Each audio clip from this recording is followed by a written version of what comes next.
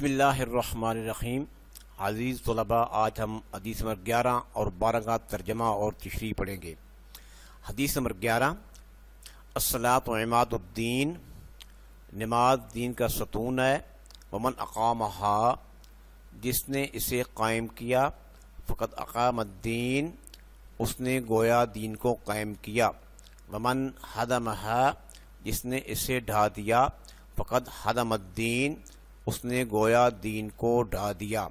تشریح: اس حدیث میں دین کو ایک عمارت سے تشبیہ دی گئی ہے جس کا ستون نماز ہے۔ جس نے ستون کو قائم رکھا، گویا اس نے دین کی عمارت کو قائم رکھا۔ جس نے اس ستون کو گرا دیا تو اس نے گویا پورے دین ہی کی عمارت کو ڈھا دیا۔ تو اس سے نماز کی اہمیت واضح کی گئی ہے۔ ہر مسلمان کی روزانہ 5 مرتبہ ایمان کے امتحان کا موقع آتا ہے۔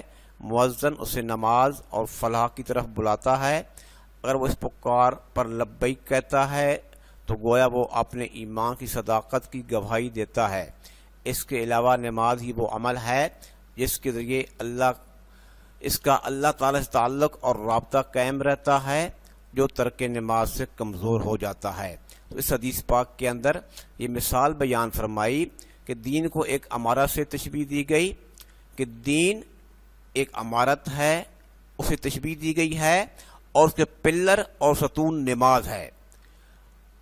جس بندے نے نماز پڑھی تو یہ ستون قائم رہے، نماز پڑھنے سے تو دین والی عمارت قائم رہی۔ جس نے نماز چھوڑ دی تو یہ ستون گر پڑے اور دین والی عمارت جو ہے وہ بھی گر پڑی۔ اس سے نماز کی اہمیت واضح ہو جاتی ہے۔ ایک مسلمان شخص جو ہے اس کے لیے دن کے اندر 5 مرتبہ اس کے امتحان کا موقع آتا ہے۔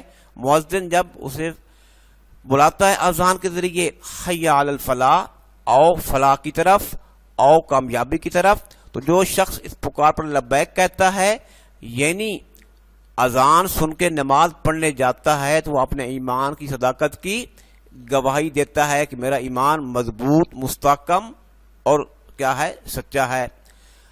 پھر نماز یہ ایسا عمل ہے کہ اس کے ذریعے اللہ تعالیٰ سے ایک تعلق قائم ہو جاتا ہے، رابطہ قائم رہتا ہے، جو کہ نماز چھوڑنے سے یہ تعلق کمزور ہو جاتا ہے۔ حدیث نمبر 12، اذا قلت لصاحبک یوم الجمعہ، جب تم نے جمعہ کے دن اپنے ساتھی سے یہ کہا، انصت، خاموش ہو جاؤ، والامام یخطب، جبکہ امام خطبہ دے رہا ہو، فقد لغوتا، تو تم نے فضول بات کی۔ تشریح: علم کا پہلا ادب یہ ہے کہ علم کی بات کو خاموشی اور توجہ سے سنا جائے۔ وعظ و نصیحت سے فائدہ اٹھانے کے لیے بھی ضروری ہے کہ سب سے پہلے سے توجہ سے سنا جائے۔ اگر کوئی بات دھیان سے سنی ہی نہ جائے تو اسے سمجھنا بھی ناممکن ہوگا، اور پھر پر عمل کیوں کر ہو سکے گا۔ چنانچہ تاکید فرمائی گئی ہے کہ جمعہ کا خطبہ جو کہ اسلامی تعلیمات کے بارے میں رہنمائی کا ذریعہ ہے، اسے خاموشی اور توجہ سے سنا جائے۔ اس حدیث میں ایک اور اشارہ ہے کہ جمعہ کے خطبہ کے دوران یہ بھی روا نہیں کہ اس دوران اگر کوئی شخص بول رہا ہو تو اسے منع کیا جائے، کیونکہ اس سے بھی لوگوں کی توجہ دوسری طرف منتقل ہو سکتی ہے اور ان کے سننے کا عمل بھی متاثر ہو سکتا ہے۔